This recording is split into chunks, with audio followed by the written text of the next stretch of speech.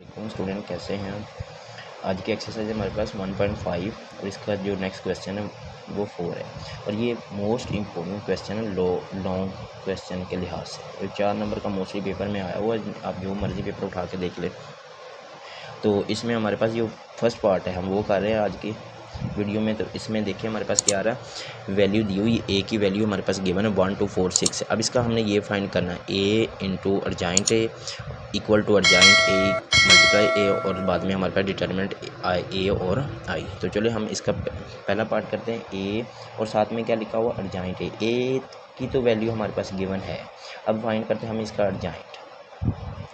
तो अर्जाइंट का तो हमें ऑलरेडी पता है, कैसे फाइंड करते हैं। तो 1 2 4 और 6। अब इसका अर्जाइंट हमारे पास क्या होगा, ये मेन डायगोनल जो है यानी वितरी कॉलम, इसकी हम जगह चेंज कर देंगे। 4 6 ऊपर चल जाएगा और 1 है, बाकी जो हमारे पास उसके हम साइन चेंज कर देंगे। तो ये इसका हो जाएगा हमारे पास अर्जाइंट। अब चले ऊपर क्वेश्चन है, उसमें क्या कह रहा है कि ए इंटू अर्जाइंट ए। तो उसके लिए हम सबसे पहले क्या लिख लें, क्योंकि यहाँ पे ए लिखा हुआ तो हम ए की वैल्यू लिख लेंगे। ए की वैल्यू हमारे पास क्या है 1 2 4 और 6 और मल्टीप्लाई हमारे पास क्या है उसका अर्जाइंट। तो अर्जाइंट की वैल्यू हमने ऑलरेडी की हुई है 6 -2 -4 और 1। तो अब ये हम मल्टीप्लाई करेंगे। तो मल्टीप्लाई का मैंने जो तरीका बताया होगा, आपने रो को फर्स्ट कॉलम के साथ और इस तरह और सेकंड कॉलम के साथ भी मल्टीप्लाई कर देना। तो मल्टीप्लाई करें, इसमें कह रहा है कि 1 मल्टीप्लाई बाई 6 सेंटर में माइनस प्लस आ जाएगा और 2 मल्टीप्लाई बाई -4 और 1 multiply by -2 plus 2 multiply by 1। इसी तरह सेकेंड रो को मल्टीप्लाई कर ले फर्स्ट कॉलम के साथ, 6 मल्टीप्लाई बाई -4 फिर 4 मल्टीप्लाई बाई, अब सेकेंड कॉलम होगा -2 प्लस 6 मल्टीप्लाई बाई 1। तो इसका आंसर क्या हो जाएगा 6 1 6 -8 -2 प्लस 2 24 -24 और -8 प्लस 6। तो क्या आंसर होता है हमारे पास कि -2, ये तो कट जाएगा 0 हो जाएगा और ये भी कट गया, ये भी 0 और यहाँ भी क्या हो गया -6 -2। तो ये चले इसको मैं नेम दे दूँ कोई भी अपनी तरफ से, एक्स का नेम दे दिया, इक्वेशन एक्स का।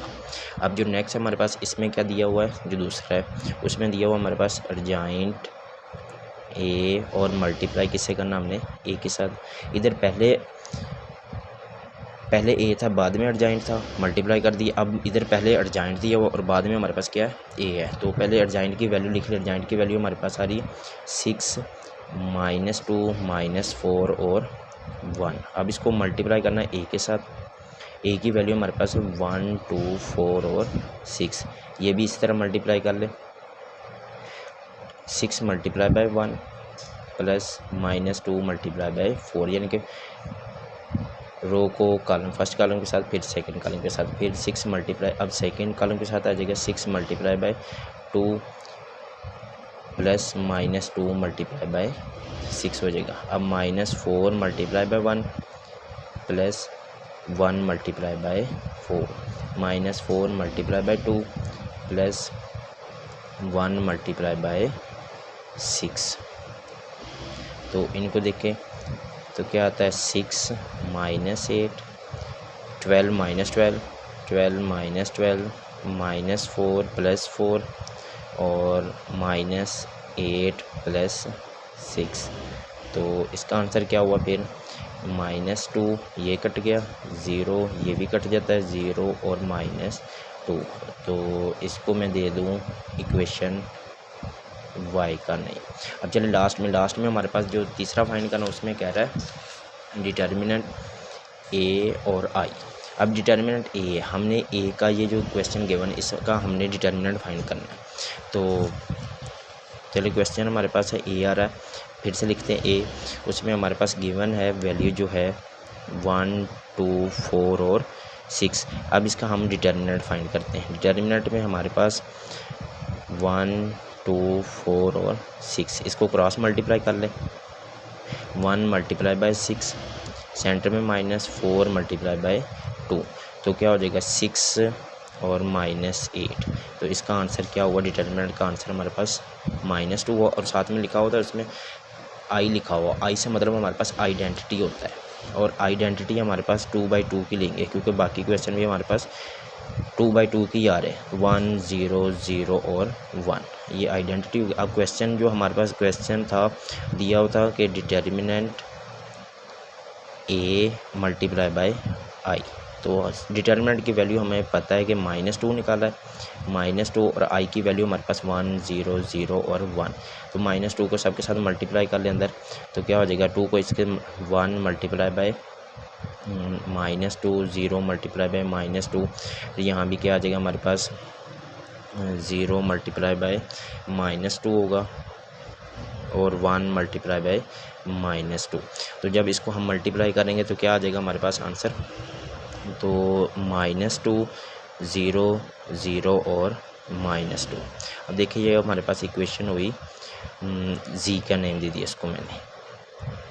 तो ये देखिए ऊपर लिखा हुआ था कि एक्स इक्वेशन जो हमारे पास है, इक्वेशन एक्स फिर वाई थी फिर और जी थी, तीनों से क्या साबित किया हमने, तीनों से ये साबित किया कि ये तीनों ही हमारे पास हैं, तीनों का आंसर, इसका भी एक्स का भी आंसर, वाई का भी आंसर और जो जी की वैल्यू निकाली है उसका भी आंसर, तीनों का आंसर सेम आ रहा। तो ये हमने इक्वेशन बी की वैल्यू दी और बी इनवर्स फाइंड करना है, और इसको इक्वल टू उसने आई दिया, मतलब आंसर हमारे पास क्या है, आइडेंटिटी होगा।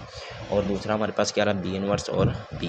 तो चले हम पहला करते हैं कि बी की वैल्यू गिवन है। अब तो बी इनवर्स होता है, बी इनवर्स का फार्मूला हमें पता है कि एडजॉइंट बी ओवर बी का डिटर्मिनेंट या फिर मकता।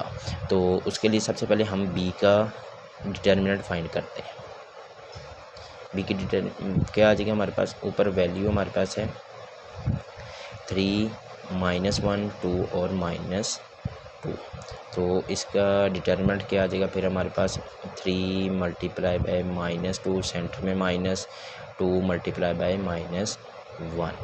तो क्या हो जाएगा फिर आंसर हमारे पास, बी डिटर्मिनेंट की वैल्यू आ जाएगी -6, माइनस और माइनस +2। तो क्या हुआ आंसर फिर इसका, यानी कि 6 में से हम 2 माइनस कर दे तो क्या आ जाएगा हमारे पास आंसर -4। ये बी डिटर्मिनेंट की वैल्यू होगी। अब फाइंड करना हमने एडजॉइंट फाइंड करना है, बी का एडजॉइंट वो हमें ऑलरेडी पता है कि मेन डायगोनल जो होते हैं उसकी हम जगह चेंज करते हैं, तो -2 ऊपर चला जाएगा और 3 नीचे आ जाएगा और इनके हम साइन चेंज कर लेंगे। तो अब चले फार्मूले में, फार्मूला हमारे पास ऊपर क्या रहा है एडजॉइंट और नीचे क्या रहा है डिटर्मिनेंट। तो बी इनवर्स, ऊपर हम एडजॉइंट लेंगे, एडजॉइंट की वैल्यू क्या आ रही -2 1 -2 और 3, ये तो हो गया एडजॉइंट। और अब इसका क्या हमारे पास नीचे डिटर्मिनेंट का, तो डिटर्मिनेंट की हमारे पास वैल्यू क्या आ रही है -4। ये तो बी इनवर्स फाइंड निकाली। अब चले उसने क्या कहा क्वेश्चन में, बी कह रहा है, तो बी और बी इनवर्स, तो पहले हम बी की वैल्यू लिखेंगे और बाद में बी इनवर्स की वैल्यू। तो बी की वैल्यू हमारे पास क्या आ रही है, बी और बी इनवर्स। तो बी की वैल्यू हमारे पास गिवन है 3 -1 2 -2, और इसकी वैल्यू क्या आ रही है बी इनवर्स की 1/-4 -2 1 -2 और 3। ये 1/4 बाहर ले जाए, 1/-4 जो बाकी बचा उसको आपस में मल्टीप्लाई कर लें, 2 -2 बाकी हमारे पास दूसरी वैल्यू -2 1 -2 और 3। अब इनको मल्टीप्लाई कर लें, 1/-4 ये तो बाहर ले जाए। अब इसको मल्टीप्लाई करते हैं हम,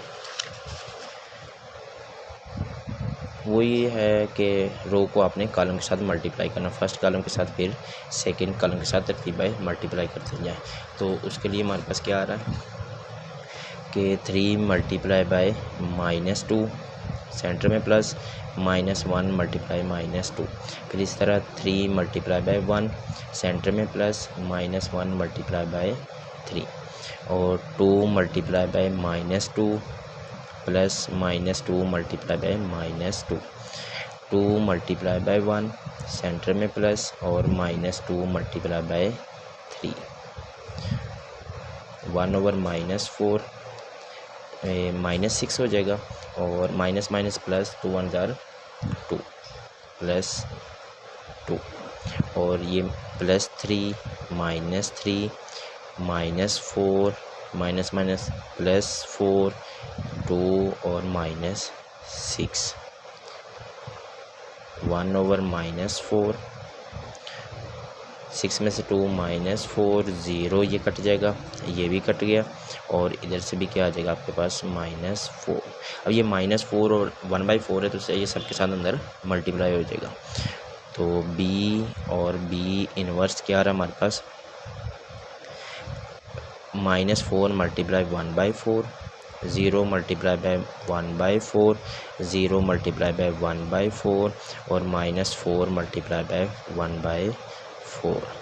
तो ये माइनस माइनस से कट गया, 4 से भी कट गया, तो इसका आंसर क्या आ जाएगा 1 और ये 0 है 0 आ जाएगा और 0 सबके साथ मल्टीप्लाई करें 0 और इधर भी माइनस माइनस का आंसर 4 से कैंसिल, तो इसका आंसर भी क्या हुआ 1।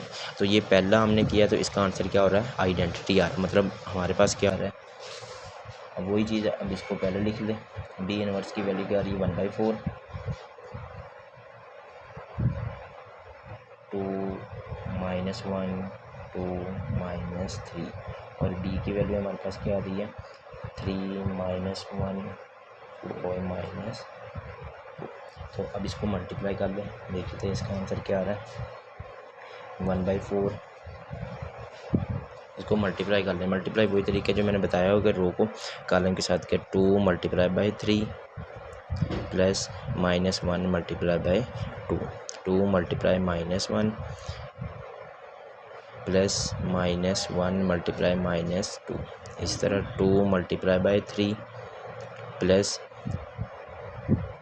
-3 × 2 फिर आ जाएगा हमारे पास 2 × -1 प्लस -3 × 2 1/4 6 और -2 -2 माइनस माइनस प्लस हो जाएगा और ये भी हमारे पास क्या आ जाएगा +2 6 और -6 और -2 आ जाएगा इसका आंसर।